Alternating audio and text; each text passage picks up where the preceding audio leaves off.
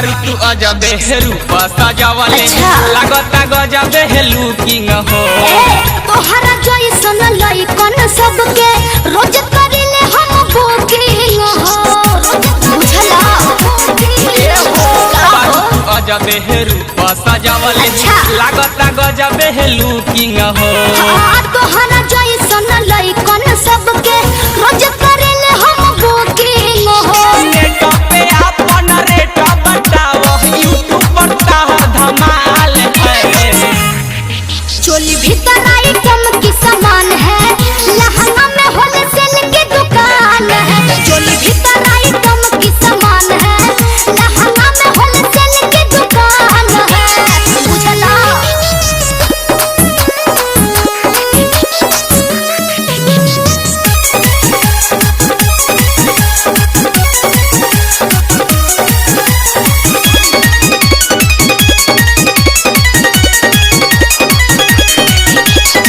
लाखों में सबसे ज्यादा तू तो बारू पहले सूरत हो हमारा आगे पीछे सोने लाल बिहारी घूमत हो लाखों में सबसे ज्यादा तू तो बारू पहले सूरत हो हमारा